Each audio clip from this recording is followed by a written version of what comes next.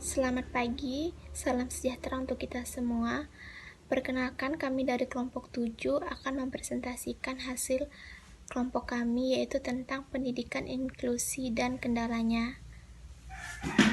Yang beranggotakan 4 orang yaitu Muhammad Lazuardi, Muhammad Rusdan, Ni Gusti Ayu Supadi dan Nur Halimatu Sadiah. Pengertian pendidikan inklusi. Pendidikan inklusi adalah sistem penyelenggaraan pendidikan yang dimana memberikan kesempatan kepada peserta didik yang memiliki kelainan atau potensi kecerdasan dan bakat istimewa untuk melakukan proses pembelajaran dengan lingkungan pendidikan secara bersama-sama dengan peserta didik pada umumnya.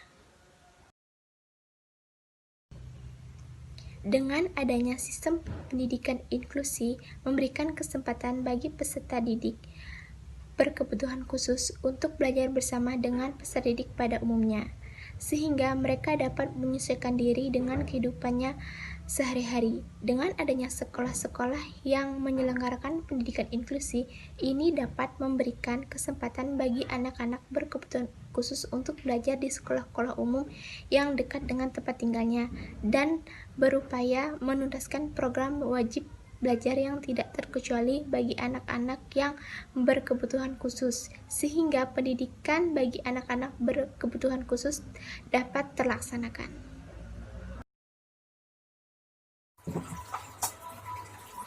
Kendalanya, kendala dalam penyelenggaraan pendidikan inklusi sebagai berikut. Yang pertama, pemahaman inklusi dan implementasinya.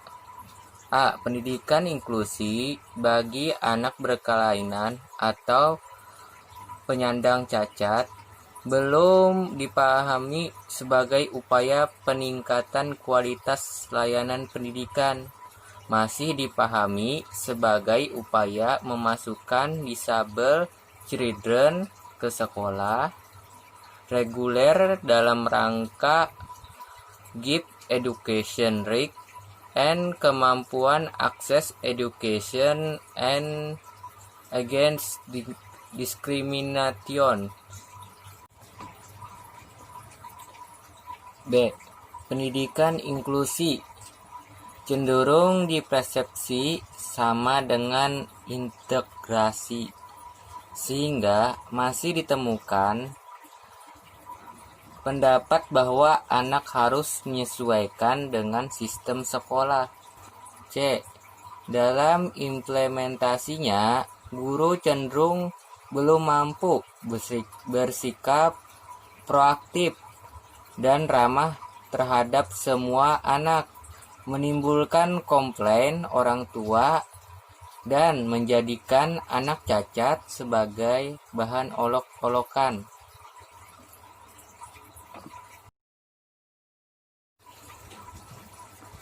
2. Kebijakan sekolah. Sekalipun sudah didukung dengan visi yang jelas menerima semua anak cacat, sebagian sudah menjadi guru khusus, mempunyai catatan hambatan belajar pada masing-masing ABK dan kebebasan guru khusus untuk mengimplementasikan pembelajaran yang lebih kreatif dan inovatif. Namun, cenderung belum didukung dengan koordinasi dengan tenaga profesional, organisasi, atau institusi terkait. B. Masih terdapat kebijakan yang kurang tepat, yaitu guru kelas tidak memiliki tanggung jawab pada kemajuan belajar ABK, serta keharusan orang tua ABK dalam penyediaan guru khusus.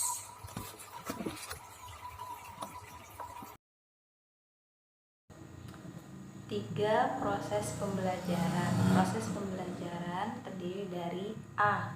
proses pembelajaran belum dilaksanakan dalam bentuk team teaching, tidak dilakukan secara terkoordinasi.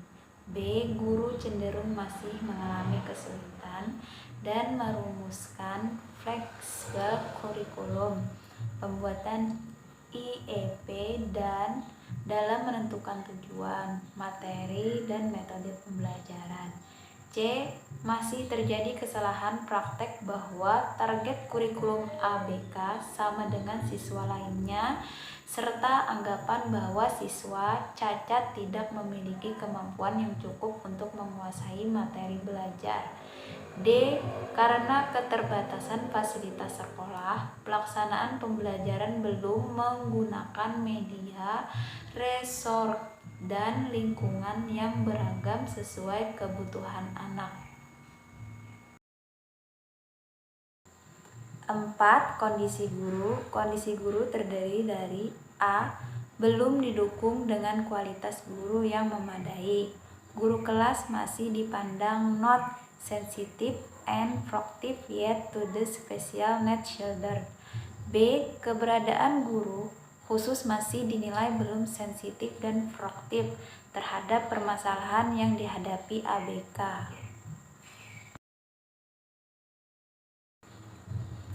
5. Sistem dukungan terdiri dari A. Belum didukung dengan sistem dukungan yang memadai. Peran orang tua, sekolah khusus, tenaga ahli, perguruan tinggi, LPTK, PLB, dan pemerintahan masih dinilai minimal. Sementara itu, fasilitas sekolah juga masih terbatas. B.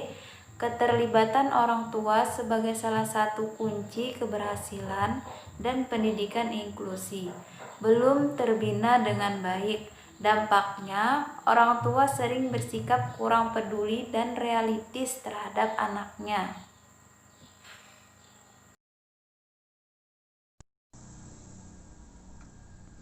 Strategi pembelajaran dalam pendidikan inklusi. Beradaptasi dengan struktur ruangan kelas.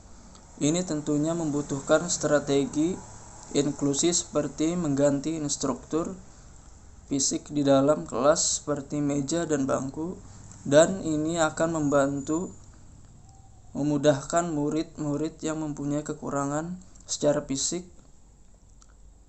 Selain ini, pula diperlukan pengaturan tempat duduk untuk murid yang mempunyai kekurangan dalam pendengaran dan penataan waktu belajar di dalam kelas terhadap murid yang kekurangan dalam daya tangkap dan kelakuan, sehingga mereka dapat belajar lebih nyaman di kelas.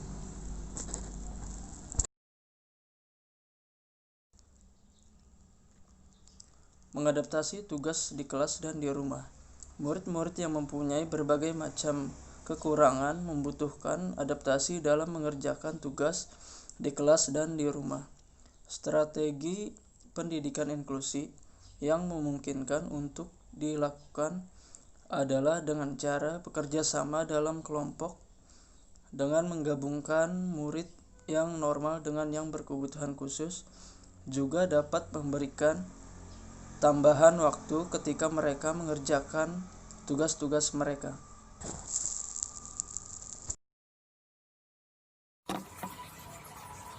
Demikian dari kelompok kami ucapkan terima kasih.